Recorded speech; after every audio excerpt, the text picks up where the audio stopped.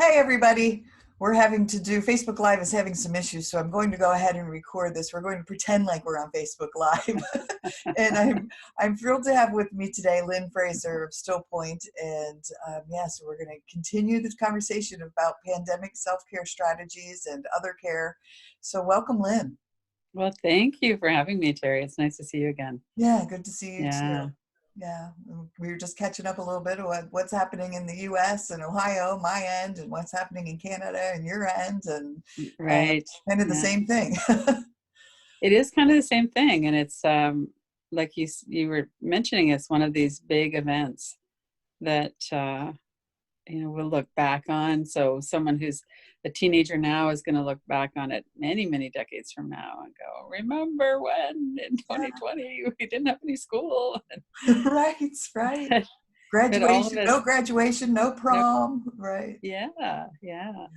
And all of us have our own personal history with it, our own personal experience with it as it's happening as well.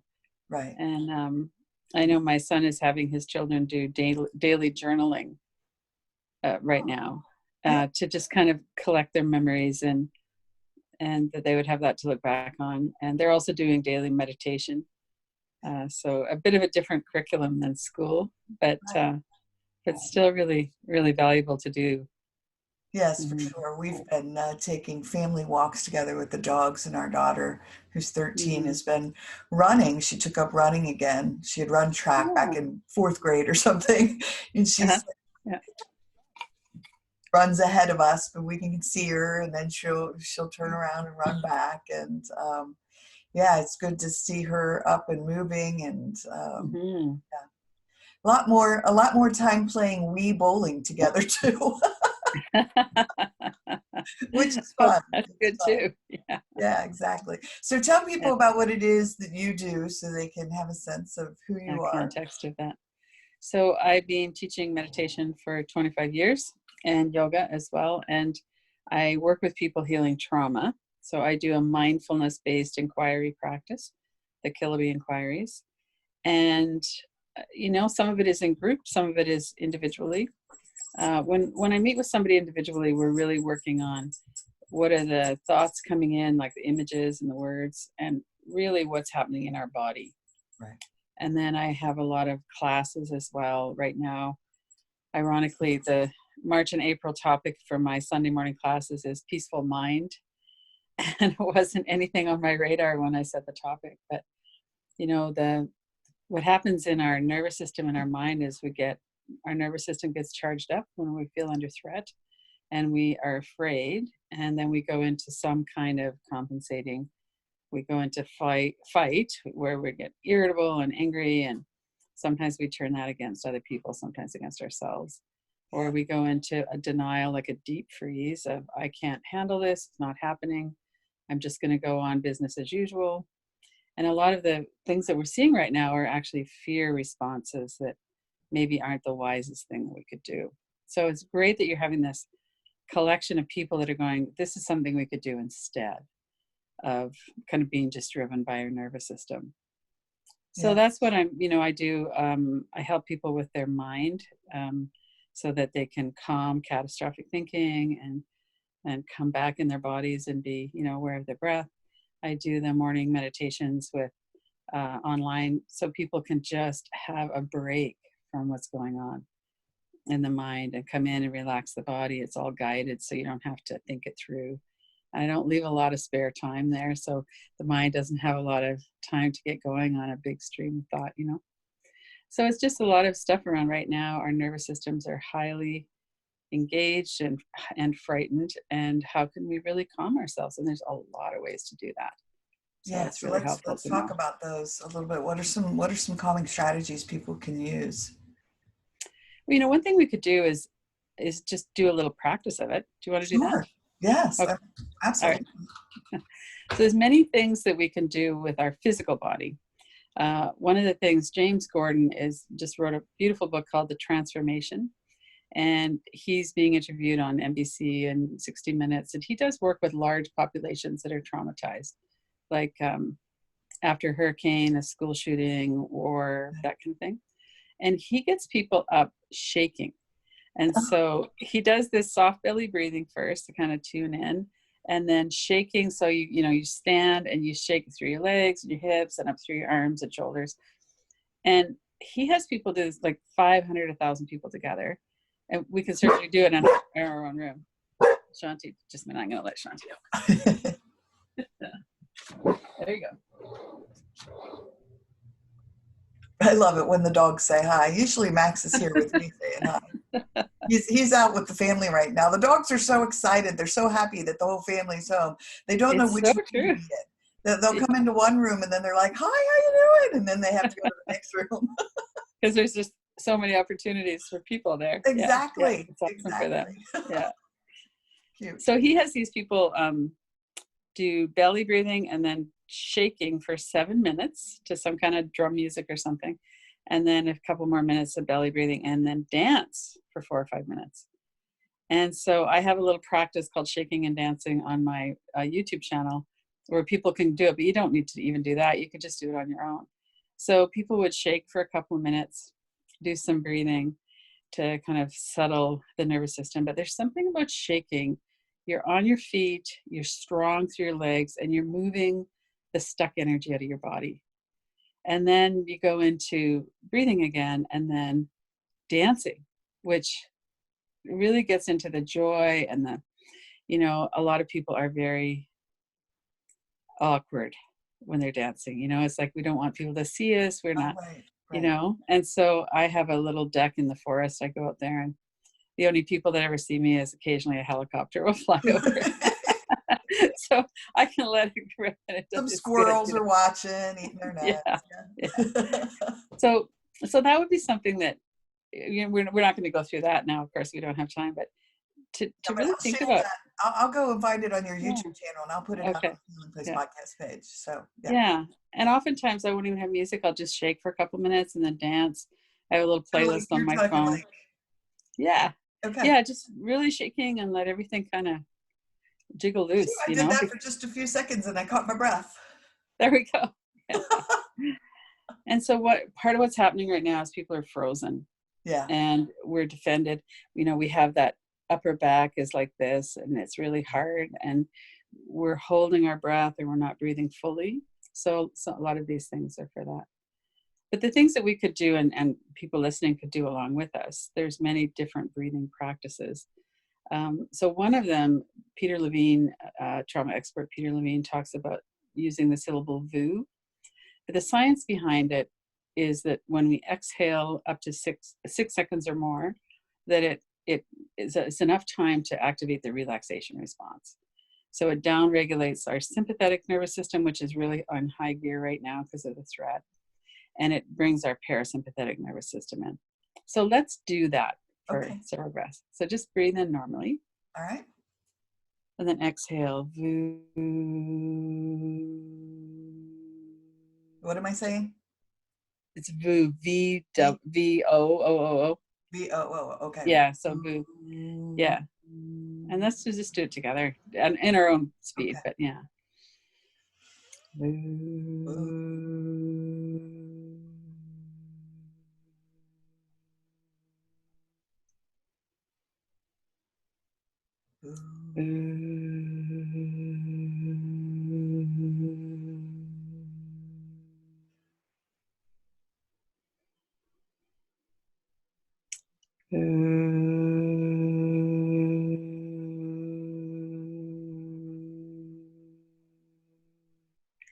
And then let your breath come back to normal. So that's a practice we can do anytime. And you can also get longer exhalations by singing, chanting. If you're in a social situation, or if you're talking to somebody and you feel yourself starting to get revved up, you could talk in longer sentences, or like I'm doing now, I'm not stopping for a breath. I'm just continuing to the next one. And then a deep breath in, and anything that we can do to let our exhalation kind of extend. So the way that breath works is we want it to be diaphragmatic, which means that as you're breathing in, the belly's rising. As you're breathing out, the belly's coming back towards the spine, stomach softens. And we want it to be continuous. But when we have fear in our body, lots of times we breathe in and then we hold our breath And we have that, what we're doing is we're signaling our nervous system that we're not safe. And our nervous system is signaling the rest of our body, hey, you're not safe. Right. So if we can bring some ease and fluidity into the breath, that really helps our nervous system to calm down. So we want to be doing an even length of breath regularly. So we wouldn't do the long exhalations all day long, because that would overstimulate the parasympathetic nervous system and kind of we get too depressed, But we want to have it even on the exhale and inhale most of the time. But when we feel like we're kind of ramped up, then it's good to do, just 2 or 3 minutes of longer exhalations. Another way that people do that too is you breathe in to like a count of 3 and then breathe out to a count of 6. Okay.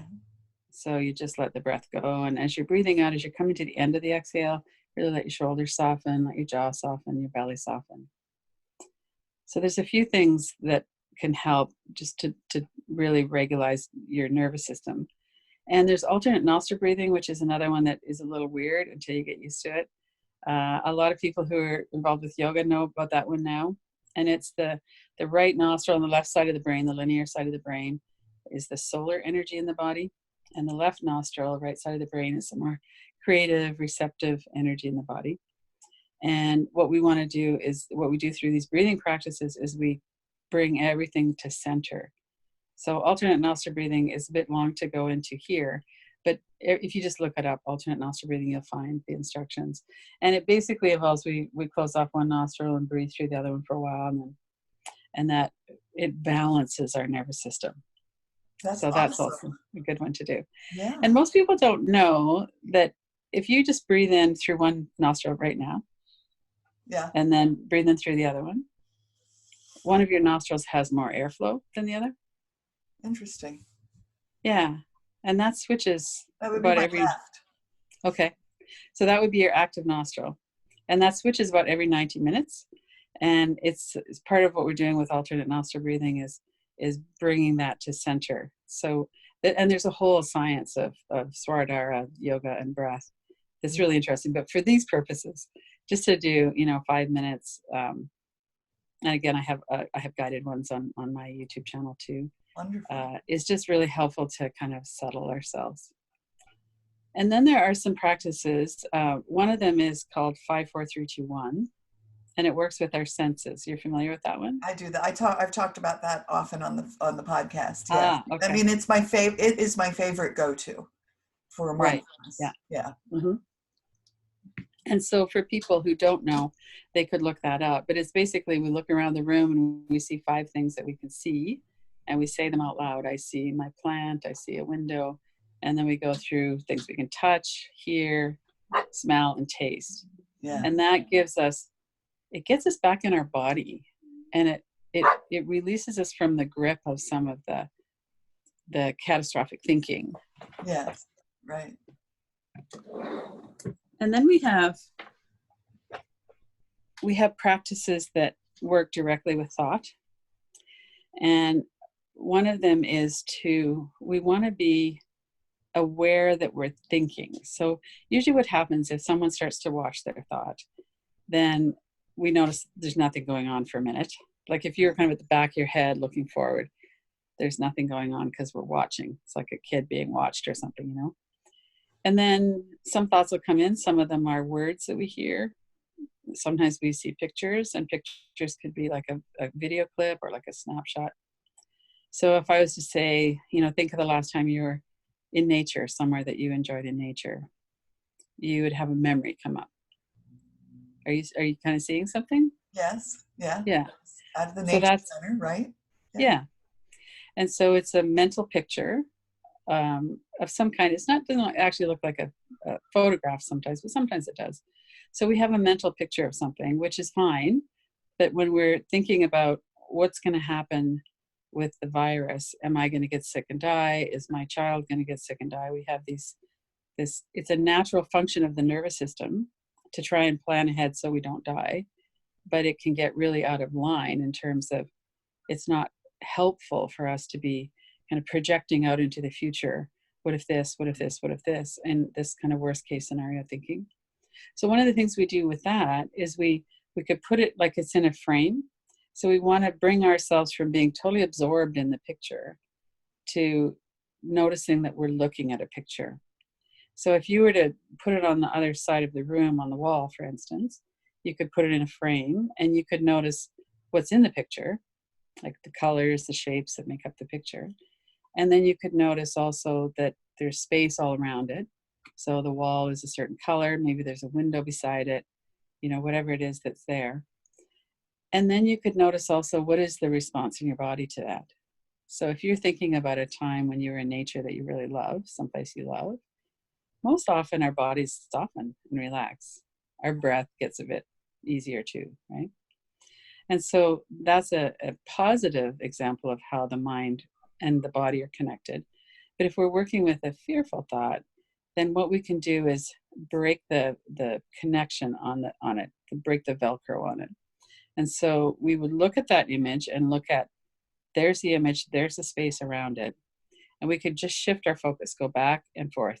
There's the image, there's the space around it. Sometimes we might even put our hands up and kind of put the image in the middle of there and notice, okay, I can see my hand, I can see the picture, I can see the space on the outside. We can trace our eyes around it as well. So just in the empty space, take your eyes clockwise and then counterclockwise a few times. And when we do that, the image just kind of loses its intensity. And oftentimes the image disappears altogether. I was going to say, mine just seemed, because I had an image of an image I keep seeing pop up on Facebook of a doctor and nurses, and you know, with their masks and their stuff, and these very dramatic stories that seem to go with these pictures. And so I put it on the wall, but as you talked, it was almost like it was going down a tunnel, because I was looking at this white space and this window around it. And then it became almost blackened out. I could still see it, but it became smaller. Right. So, yeah. Right. Fascinating. Right. Yeah, it is, isn't it? And so the other thing that happens when that image loses its intensity is that our body relaxes then. Yeah. Because when we have an image that feels threatening, we tighten up against it. We might start holding our breath. And when the image loses some of its intensity, then we can breathe again. We recognize that we're not actually under any threat. Yeah. So that's a very helpful skill to have with thoughts. Yeah, no, very powerful, because I caught my breath and I felt like my left shoulder, for whatever reason, felt like it was up in my ear. Even it may not have seemed that way, it felt that way to me. Right. And I just kind of felt it. I could feel it almost just drop. Yeah. It's a powerful tool, isn't it? It is, very much so. I like it a lot. Yeah. And so sometimes people feel like there's nothing we can do about the thoughts in our mind. Right. And we kind of struggle with them. We're like, I'm not going to think about that anymore. But in fact, if we just let the thoughts be there, because the thoughts are there. We don't control the thoughts that come into the mind. They just show up. Right. And when we have a lot of fear like we do now, there's going to be a lot of scary thoughts. So when they show up, though, the idea is not to go down the rabbit hole with them, but to stay in awareness, so that I'm aware that this thought is coming up. I can feel it in my body. There's a response. I can do something with it. I can put it over there. Another really helpful thing is to tap on our forehead. So you bring up the thought, and then you just start tapping 2 fingers lightly on your forehead. And now you take your attention completely into the tapping, the sound of it and the sensation of it. Yeah. And then take a few breaths, and then notice what happened to the picture. Oh, yeah. Gone. It's gone, right? Right. And that works really well with words too. So if you're hearing words about something, then you can just start tapping like that. Yeah. And it breaks the trance of the thoughts. So then we can go, oh, I'm having a scary thought. I can feel it in my body. Now what can I do? I can take a few deep breaths. I can relax my belly. I can remember that that's actually not real. That's just a thought. Yeah. Right. Right. And that helps our nervous system to calm down. So right now it's really all about our nervous system. Right. And the primitive brain, and how the primitive brain drives panic and fear.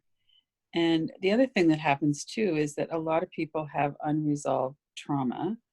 And a lot of people were really stressed going into this. You know, there's just a lot of difficulty in modern life for most people. Most times both people are working outside the home, both adults in the house, if there are two, single parents as well. It's hard to make ends meet. There's a lot of financial stress. One of the things I'm hearing all kinds of people say is, wow, how busy was I before? I Yeah. was never home and now I am. And it's weird. Like we're cooking meals together and we're going for walks. And it's kind of ironic that a lot of places now are closing the parks and people aren't allowed to here. We're not allowed to go to any provincial or federal park Yeah. because people weren't physically distancing enough. Right. But everybody seems to have this kind of urge to get out and do something physical, to get out in nature. And we have this kind of draw to that, which is wonderful. And, hopefully people can find a place to do that, even if Yeah. it's in their backyard or walking around their neighborhood or something. Getting out and really being in nature is so helpful. Yeah, I've been Yeah. when we can't walk in the neighborhood, they closed our local nature center because too many people had gathered there and it was Uh, just overcrowded, and which right. is heartbreaking because we go Right. there a Yeah. couple times a week. So we're walking the neighborhood a little Mhm. bit, but I will just to break up my day and get away from the computer for just a few minutes, walk in our backyard and just loop the backyard in circles, put a hand on a Yeah. tree, close my eyes and just Yeah. listen. The cardinals are going crazy in our backyard Mhm. because we have these huge Oh, pine nice. trees. And so it's beautiful. And so I even Yeah. put a video out it on Facebook because they said, oh my gosh, the birds are having Yeah. a symphony in our backyard. And it was just very Yeah. peaceful. And Yeah. yeah, That's beautiful, isn't it? Yeah. yes, for sure. Yeah. So people have an impulse to do that. And a lot of times people are reaching out and talking to people that they might not have. And you know how often we run into someone and we're, oh, I'd so like to see you. Let's make a plan. And then we don't. You're And right. we can't actually make a plan to get together, but we can certainly phone and FaceTime and the other thing that I really see with people is that, I have groups, small groups, 6, 8, 10 people, and then I have larger ones in the classes on the weekends. But everyone is saying, it's so wonderful to have a place where we can come and say, this is what's going on, Yeah. and not be shamed, not be made to feel like we're overreacting, to just say, this is really hard right now. Right. And I'm scared, or, this is what my child is doing, or, and sometimes it's related to COVID-19 and sometimes it's regular life stuff, like someone's mother is having an issue. Yeah. But to be able to connect and say, this is what's happening is so much of a release. We don't have to pretend we're not scared. We Right. don't have to be tough and all of that. We can just really acknowledge this is a pandemic. This is big T trauma that almost everyone in the world is experiencing right now. Yeah. And And when we're you said the word connect, and that seems to be a theme in so many of the yeah. conversations that I've been having Mm-hmm. these past 2 weeks is connection and how critical Yes. that Yeah. is. Mm-hmm. So Dr. Gabor Mate talks about the effect of trauma.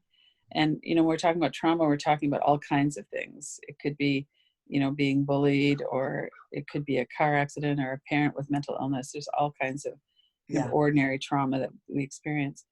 But the effect of it is that we disconnect from ourselves, our sense of value, and from the present moment.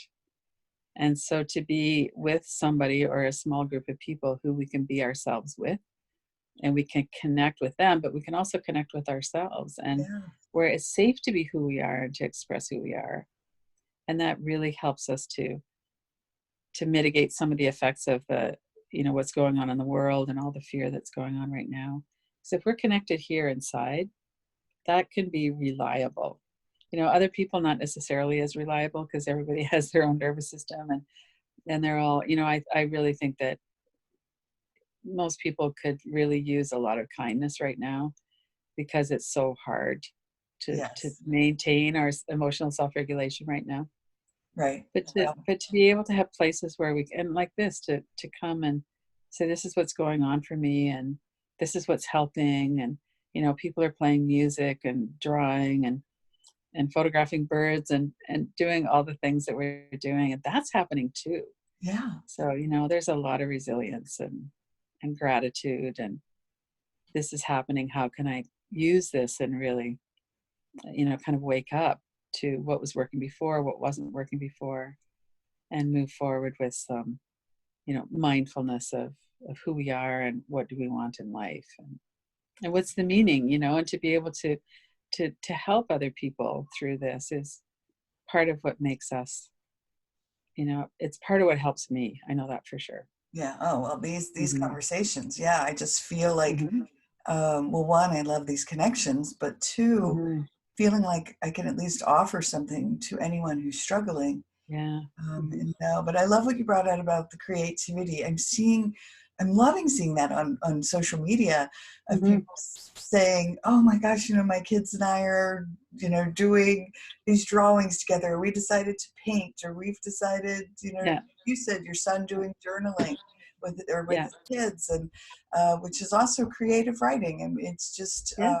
Yeah. I love the idea of that creative parts of our brains are being, fired up right now, and it's Yeah. wonderful. Yeah, It really is. Yeah. cool. Yeah. So anything else that you wanted to touch on before we closed out? No, I think just that it's really good to acknowledge the level of fear that's here right now, and that there's nothing wrong with us, that we have a nervous system that responds to fear. Yeah. That's actually what's supposed to happen. When there's a threat, we're supposed to be afraid. We're Yeah. supposed to look around and go, how can I make myself safer? How can I survive this? And to not shame ourselves for having those responses, Yeah. and to be just really kind and compassionate with ourselves and with each other. Sometimes when people are alone in a house with other people, it's pretty hard because everybody's nervous systems are going off in different ways. And one person I know said she and her partner sat down and said, he goes into rage, she gets really triggered by that. How are we going to do this so that we can make it through here together? And she acknowledges that what's happening with him is based on fear, and what's happening with her is based on fear. So how can we reassure ourselves and be kind and safe for ourselves and each other? So that's really a foundational piece, is if we can do all the practices and the breathing and getting outside and all that, and really at the end of the day to really be kind Yes. with ourselves and each other. Yeah. And again, I reiterate that and tell people, honor one another's journeys, because we're all on our own healing journey, and right now we're all in a healing journey together. Yeah. It's Hmm. globally, and so It just to is. Yeah. honor where one person might be along their journey, someone else might not be there yet, or someone else may be further ahead. um, Right. and Yeah. just to honor one another is Hmm. a gift to give each other. So Yeah, and together as we do that, we can make it a lot easier to make it yeah, through this. for And sure. that's the real, I mean, there's so much hope here Yeah. and so many ways to work with what's going on. And it doesn't take away the fact of people getting the virus, and some of them will be really sick or die. It doesn't change that. But what it changes is our relationship to that. And Yes. so we cannot be terrified 24 hours a day. We could have that groundedness and that perspective of, yes, there's fear, and yes, I know these ways to calm myself, and I can, if I have catastrophic thinking, I can get in the middle of that and go, no, I don't need to do that, this is how I'm going to come back. And we just come back to ourselves over and over, and Yeah. and then we have more strength and resilience when we do that. That's for sure. Absolutely. Beautiful. Yeah. All right. So how do people get a hold of you? How do they join you on your daily meditations in the morning? Right.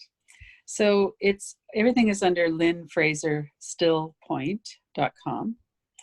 And the daily practices are at 8 a.m. We've actually extended them so people have a chance to talk a little bit at the end if they'd like to stay for that. So it's about 20-25 minutes of relaxation, and then we talk a bit. And the Kilby Center for Recovery, I'm associated with them, and I'm doing a live Facebook relaxation as well, natural rest practice, every Tuesday through 2 p.m. Pacific. No, 2 p.m. Eastern, 11 a.m. Pacific. And then I have all my classes. The Peaceful Mind classes are free now. I've waived the price for that, and those are at 10 a.m. Eastern on Sundays.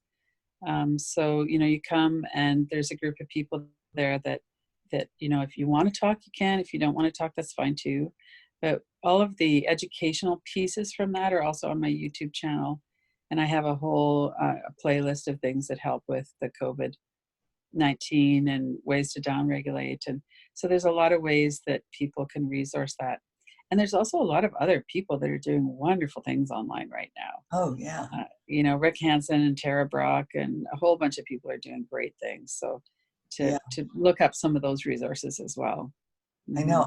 I was researching and looking out and looking for ideas to share on the Facebook page. And I thought, wow, there is just a lot happening out here right now, which is beautiful. And beautiful. Yeah, just amazing. And I love it. And I'm so glad that there's so many helpers out there helping.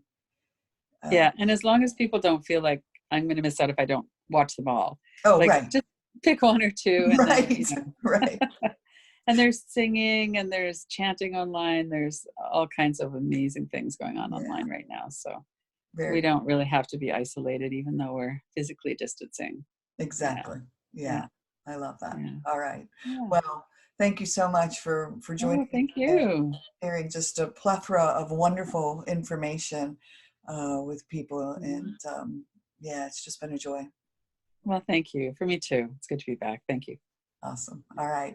Everyone, continue to be gentle with yourself. If you want to catch up on these Facebook Lives, just go to the video section of the Healing Place podcast page, and you can see them there. I'm also going to just loaded 11 of them onto my YouTube channel, so just go to Teri Wellbrock YouTube channel. You can find them there as well. I'll put this one out there, and you can also catch up on podcast episodes if you'd like as well. So you can find that on iTunes, Pandora, Spotify, Deezer. Pretty much just Google the Healing Place podcast. You'll find us. So, all right. Everyone take care of yourselves, and we'll see you next time.